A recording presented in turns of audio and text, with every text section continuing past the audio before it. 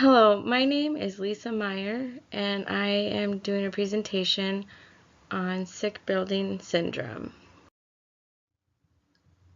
Sick building syndrome is a condition associated with complaints of discomfort including headache, nausea, dizziness, dermatitis, eye, nose, throat, and respiratory irritation, coughing, difficulty concentrating, sensitivity to odors, muscle pain, and fatigue.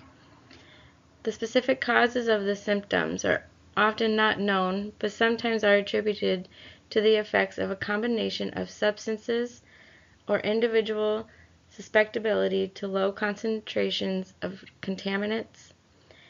The symptoms are associated with periods of occupancy and often disappear after the worker leaves the worksite.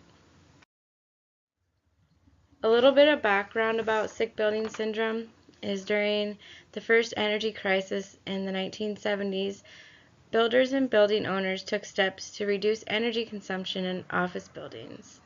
The measures included increased insulation, building wraps, weather stripping doors, and using insulated double and triple pane windows.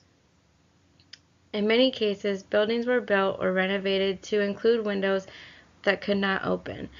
This was to minimize the loss of heated or cooled air, and the result was some modern buildings feel as if they are airtight. Mold or mildew from damp conditions also create air quality problems. Manufacturing processes and material handling equipment may add hydrocarbons or smog, and many chemical cleaning agents give off harmful vapors.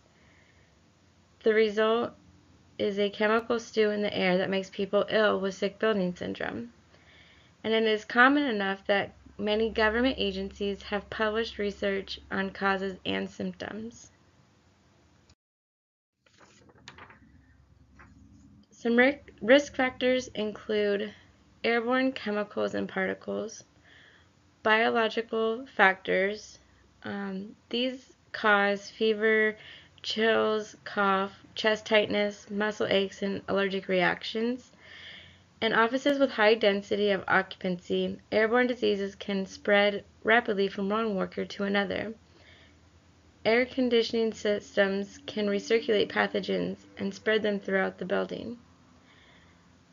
Some other risk factors are temperature and humidity levels, poor ventilation, poor lighting, and poor and inappropriate lighting with absence of sunlight, bad acoustics, and humidity may be contributing factors. Poor cleanliness and psychological factors. So who is at risk? Symptoms of sick building syndrome are commonly seen in people with clerical jobs rather than with manager jobs.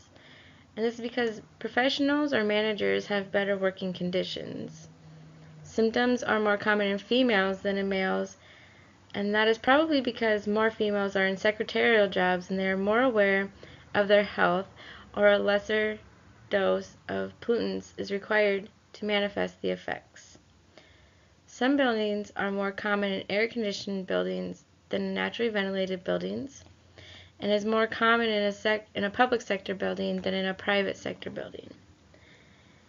Air-conditioned buildings generally have a higher prevalence of systematic workers than naturally ventilated buildings, and naturally ventilated buildings often have conditions of temperature and ventilation outside recommended standards, and yet often have fewer workers with sick building syndrome. Now on to a study. In October of 2017, the National Institute for Occupational Safety and Health visited the bullet manufacturing work site to determine the routes and extent of lead exposure among the employees, along with the commonness of elevated blood lead levels. They also assessed the controls in place to protect employees from lead exposure. Being concerned about employees' lead exposures, the bullet manufacturing company asked the CDC's National Institute for Occupational Safety and Health to conduct a health hazard evaluation. So some of the results were out of the 10 who had blood taken, 9 had elevated BLLs. This included packaging and shipping employees. 3 employees who had the highest blood lead level worked in the casting and coating areas, and all the employees had lead on their hands even after washing them. Food and beverages were seen in the work areas, and there were reports of dry sweeping the floors.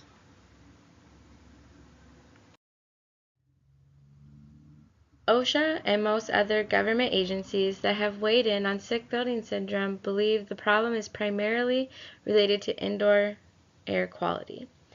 The National Institute for Occupational Safety and Health Research breaks down how frequently poor indoor air quality could be traced to specific sources.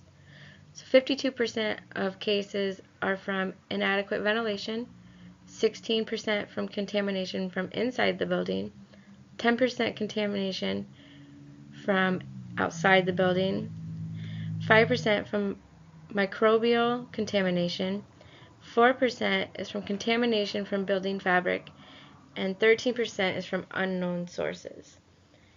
And according to OSHA, improving ventilation and eliminating sources of smog or contaminants in the air are the best actions to take if you suspect you have sick building syndrome. So prevention and treatment. Sick building syndrome is not rare, nor is there a simple solution. You can increase the ventilation rates and air distribution.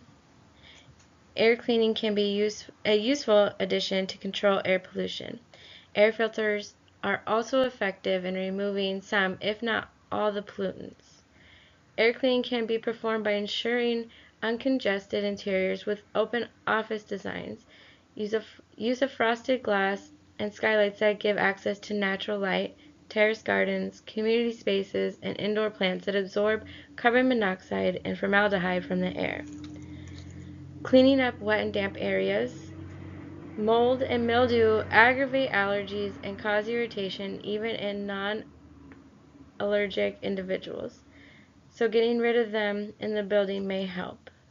And then opening windows to improve natural air circulation. But do not open windows that face high traffic areas, industrial areas, or areas that leave them vulnerable to rain or wet weather. Opening windows where these air quality hazards exist can do more harm than good as you seek to resolve your sick building issues.